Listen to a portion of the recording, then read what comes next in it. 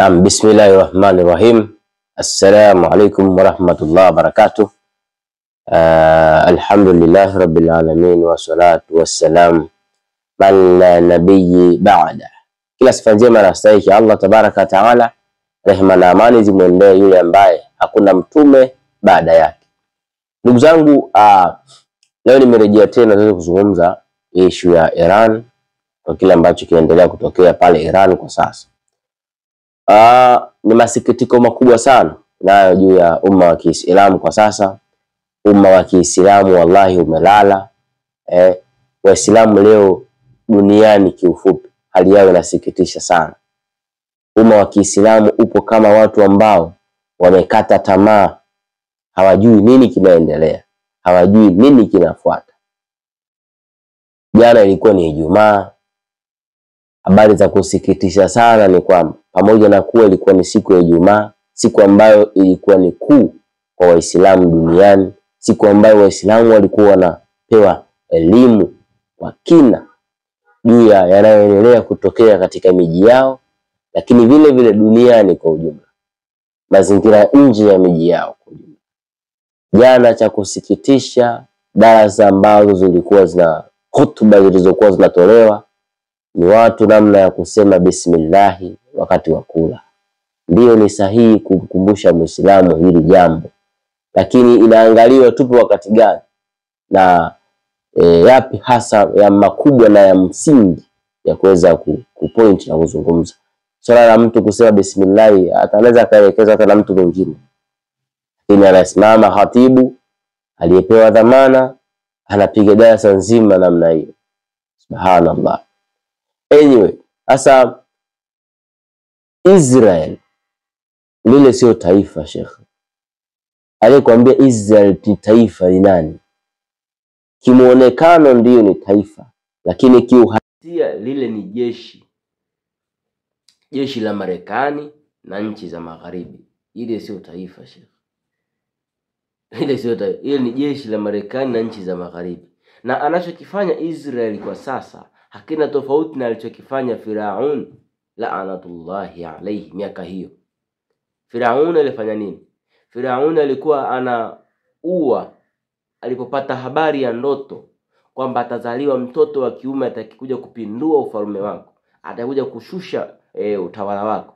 Firaun alikuwa akiua watoto wa kike wote na akawa anaacha hai watoto alikuwa anaua watoto wa kiume wote, anaacha hai watoto wa kike ili kuepusha kupata upinzani siku zijazo.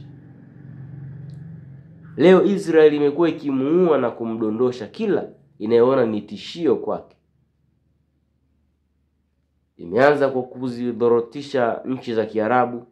Nchi pekee iliyobakia ilikuwa ni Iran. Kazi ya pili saizi ni kuizorotesha au kuishusha Iran.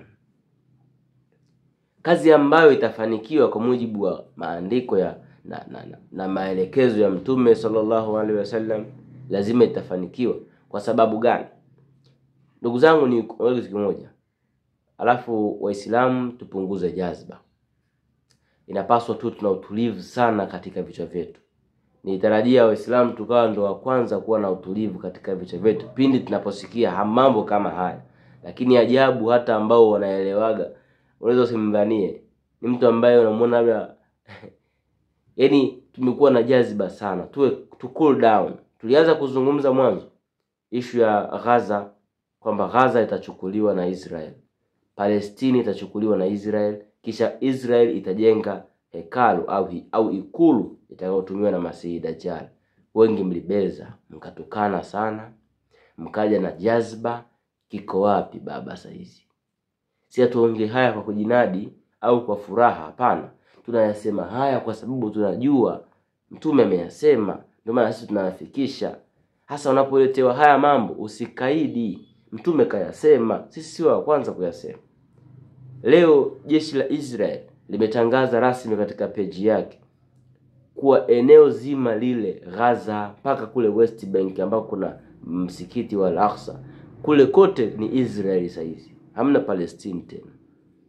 Lilipokuwa likitoa taarifa kwamba Israeli nzima ipo katika mashambulizi ya mashambulizi ya Iran, lilitangaza likatoa ile map, ramani ya Iran ni ipi, tukaishuhudia pale. Kwa hivyo sasa hivi ardhi nzima ile iko chini ya jeshi la Israel. Sasa mwanzo tulipokuwa tunaongea kwamba huu ni utabiri wa Mtume sallallahu alaihi wasallam, wengi mlibeza, lakini hatushindwi au hatuvunji moyo na kubeza kwenu, japokuwa mko wengi sana. Tunachoangalia sisi ni kuangalia ukweli ni upi, tuushike, tuendelee kuufanya. Kwa hivyo mwisho wa siku, cha kwanza kimekamilika, na cha pili ni kuweza kuondosha kuisambaratisha Iran na kuweza kuchukua eneo katika ardhi ya Iran ili mambo mengine yaweze kutokea. Mambo haya lazima yatokee ndugu zangu. Kwa sababu gani? Ili aweze kuja Masihi Dajjal, ni lazima Israel iweze kumwandalia makazi. Jeshi la Israel liweze kumwandalia ikulu pale katika West Bank kule, na eneo ambalo wanapaswa kujenga ikulu yao, au wenyewe wanaita hekalu, ila sisi tunasema ni ikulu, ni eneo ambalo kuna msikiti wa Al-Aqsa pale, ndio wanataka wabomoe wajenge hilo hekalu lao. Kwa hivyo mission ya pili ya jeshi la Israel ilikuwa ni kuweza kumtafuta Iran. Imemtafuta kwa miaka mingi sana, lakini safari hii amejaa. Of course Iran anamshambulia sana, anashambulia sana jeshi la Israel, tunashuhudia, lakini haiondoi maana kwamba mwisho wa siku Israel itashinda vile vita na itaweza kuchukua eneo la Iran pale, sehemu fulani hivi utapata katwa pale, ili kukamilike taifa linaloitwa Greater Israel. Hii ndio mission kubwa ya jeshi la Israel. Nasikitika sana, jana kuna sehemu moja nilipita, nikaona kuna Muislamu mmoja anamsikiliza Sheikh mmoja hivi wa Tanga huko. Huyo Muislamu kwa mujibu nilivyomuuliza akasema yeye ni Salafi. Na nikamwambia tu bwana, kwa kumtania kidogo, na sikiaga nyinyi waga msikilizaji mwalimu nje ya ile mwalimu wenu mmoja. Akasema ndiyo bwana, sisi bwana na mwalimu wangu huyu tu basi ambaye anachukua elimu kwake. Nikampiga swali moja, nikamwambia sasa sikia, vipi kama Allah akaamua kukufikishia ujumbe ila akampitishia mwalimu mwingine ambaye wewe umkubali? Anambia hapana, Allah hawezi kufanya hivyo. Shehe, Allah ana uwezo wa kumpitishia ujumbe mtu mwingine nje ya yule ambaye wewe unamkubali, nje ya yule ambaye wewe unamtambua. Akakupitishia ujumbe kwa mtu mwingine kabisa, huenda yule mtu akawa ni dhalili, hafahamiki, hana umaarufu mkubwa, lakini Allah akapitisha ujumbe kupitia yeye. Wewe kwa ujinga wako una uwezo wa kubeza ule ukaukataa, ukiamini nasubiria wewe ujumbe upitishwe kwa mwalimu wangu. Utasubiri mpaka siku unajishtukia upo kaburini unafufuliwa. Allah ni tajiri. Allah anampa anemtaka yeye katika elimu. Allah si maskini. Allah ni tajiri, Sheikh. Kwa tuendelee. Sasa issue ya kwanza imetokea pale, Gaza imechukuliwa, Palestina imechukuliwa. Pili ni hii, Iran atapigwa na eneo lile litachukuliwa. Na hii haiko mbali, tunashuhudia kinachoendelea. Jeshi la Israel limeenda kuwaita baba zake Marekani na Magharibi. Sasa hivi Marekani na Magharibi ndio watakaoingia kwenye vita.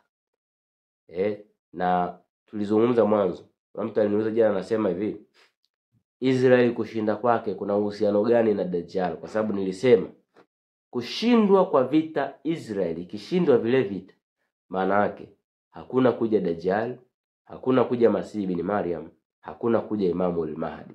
Kwa hivyo patakuwa hakuna hiyo kiyama, kwa sababu kiyama kina dalili zake, kitu ambacho hakiwezekani. Kwa lazima Israeli ishinde. Kwa sababu gani? Israeli ni jeshi la Masihi Dajjal, ambao kwenye Qur'ani watu wale wameitwa kwa jina la Yajuja wa Majuj, na sifa kubwa inayotambulisha watu wale ni ufisadi.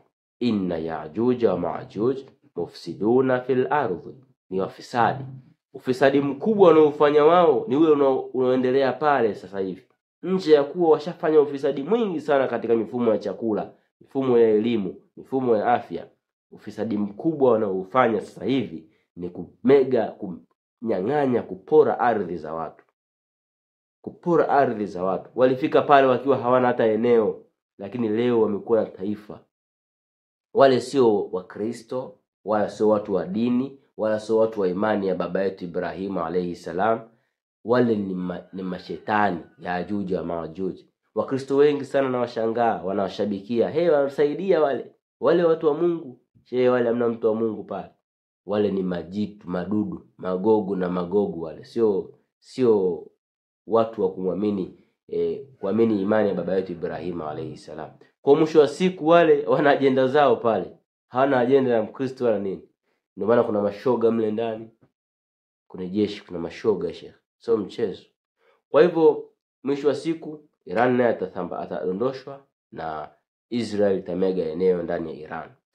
Na mwanzo nilizungumza kinachofanyika pale ni kama alichokifanya Firaun pindi alipokuwa anaua watoto wa kiume na kuacha hai watoto wa kike. Lakini Allah kwa utukufu wake akampelekea yule mtoto ambaye atakuja kumpindua akaenda kulelewa katika utawala wake ule.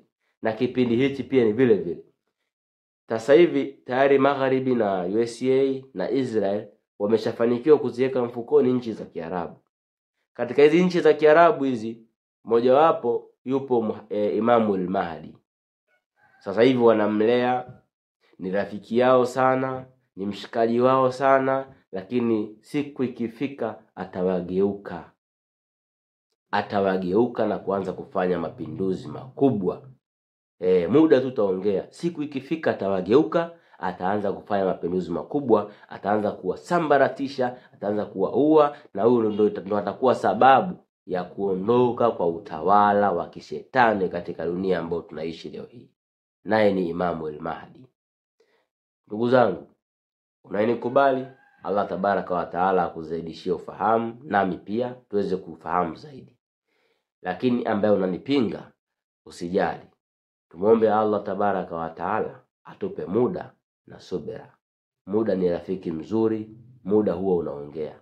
Haya yote ambayo tunazungumza, uzuri yanatokea katika dunia yetu ambayo tunaishi. Unapaswa kufanya tafiti, unapaswa kufanya subira. Tumachie Allah tabaraka wa taala sehemu iliyobaki, naye ndiye anayejua zaidi. Assalamu alaikum wa rahmatullahi wa barakatuh.